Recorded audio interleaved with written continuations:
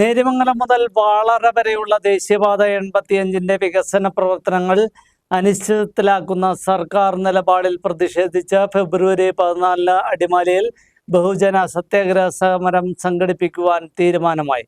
ദേശീയപാത സംരക്ഷണ സമിതിയുടെ നേതൃത്വത്തിൽ നടക്കുന്ന സമരത്തിൽ ഡീൻ കുര്യാക്കോസ് MP, MLA മാർ, ത്രിതല പഞ്ചായത്ത് പ്രതിനിധികൾ, സാമുദായിക സാംസ്കാരിക സംഘടനകൾ, ട്രേഡ് യൂണിയനുകൾ തുടങ്ങിയ ആയിരക്കണക്കിന് ആളുകൾ പങ്കെടുക്കുമെന്ന് ഭാരവാഹികൾ അടിമാലിയിൽ വാർത്താ സമ്മേളനത്തിൽ അറിയിച്ചു.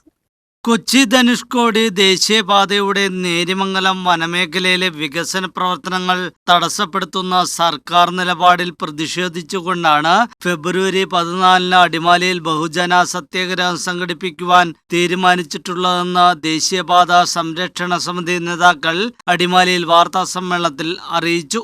ദേശീയപാത സംരക്ഷണ സമിതിയുടെ നേതൃത്വത്തിൽ നടക്കുന്ന സമരത്തിൽ Idukki MP advocate Dean Kuriakose, MLA Mar, ത്രിതല പഞ്ചായത്ത് പ്രതിനിധികൾ, സാമുദായിക സാംസ്കാരിക സംഘടനകൾ, ട്രേഡ് യൂണിയനുകൾ തുടങ്ങിയ ആയിരക്കണക്കിന് ആളുകൾ പങ്കെടുക്കും. അപ്പൊ യഥാർത്ഥത്തിൽ ഇവിടെ യാതൊരു തർക്കങ്ങളും സർക്കാരിന്റെ ഭാഗത്ത് ഉണ്ടാകേണ്ട ആവശ്യമില്ല. എല്ലാ ഭൂമി സംബന്ധമായ രേഖകളുമുള്ള ദേവികുളം തഹസിൽദാർ ഓഫീസ്, അതുപോലെ തന്നെ ഇടുക്കി ജില്ലാ കളക്ടറേറ്റ് അടക്കമുള്ള സ്ഥലങ്ങളിൽ നിന്ന് എല്ലാ രേഖകളും എടുത്തുകൊണ്ടുള്ള റിപ്പോർട്ട് വിശദമായി കൊടുത്തിട്ടും അദ്ദേഹത്തിന് സംശയം മാറുന്നില്ല. ആ സംശയം മാറാതിരിക്കുക എന്ന് പറഞ്ഞാൽ ഈ ഇടുക്കി ജില്ലയിലെ ജനങ്ങളോടുള്ള വെല്ലുവിളിയാണ്.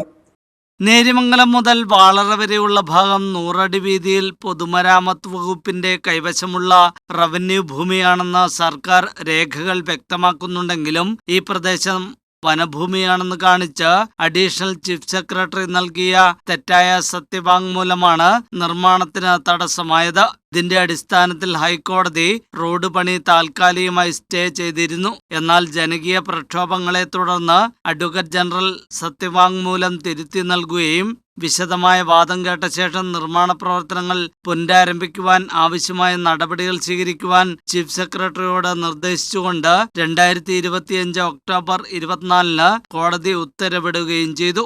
കോടതി ഉത്തരവ് വന്ന് 3.5 മാസം പിന്നിട്ടിട്ടും ചീഫ് സെക്രട്ടറി യാതൊരു നടപടിയും സ്വീകരിക്കാതെ നിർമ്മാണ തടസ്സം നീട്ടിക്കൊണ്ടുപോവുകയാണ് ചെയ്യുന്നത്. ഇതിനിടയിൽ ജില്ലാ കളക്ടറോട് റിപ്പോർട്ട് നൽകാൻ ചീഫ് സെക്രട്ടറി ആവശ്യപ്പെട്ടതനുസരിച്ച് 2 തഹസിൽദാർമാർ ഉൾപ്പെടെയുള്ള 3 അംഗ വിദഗ്ധ സമിതി വിശദമായ റിപ്പോർട്ട് സമർപ്പിച്ചിരുന്നു.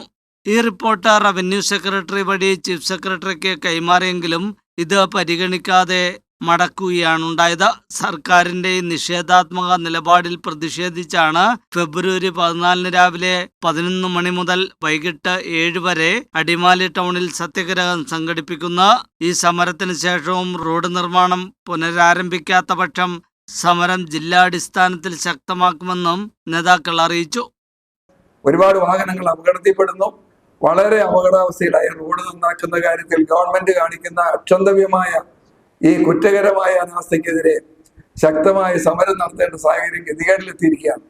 അതുകൊണ്ട് തന്നെ ഈ മാസം 14 തീയതി, ഫെബ്രുവരി മാസം 14 MP ജനപ്രതിനിധികൾ, MP അടക്കമുള്ള MLA മാരടക്കമുള്ള ത്രിതല പഞ്ചായത്ത് പ്രസിഡന്റുമാരുടെയും അംഗങ്ങളുടെയും പങ്കാളിത്തത്തോടെ 100 കണക്കിന് ജനപ്രതിനിധികളും ആയിരക്കണക്കിന് ബഹുജനങ്ങളെ അണിനിരത്തിക്കൊണ്ടുള്ള സത്യാഗ്രഹ സമരം അടിമാലിയിൽ നടത്താൻ ദേശീയപാത സംരക്ഷണ സമിതി തീരുമാനിച്ചിരിക്കുകയാണ്. അടിമാലിയിൽ നടന്ന വാർത്താ സമ്മേളനത്തിൽ ദേശീയപാത സംരക്ഷണ സമിതി ഭാരവാഹികളായ PM Baby, KK Rajan, Sainudheen, advocate Alphin Joy, Santhosh Madhavan തുടങ്ങിയവർ പങ്കെടുത്തു. News bureau, Adimali.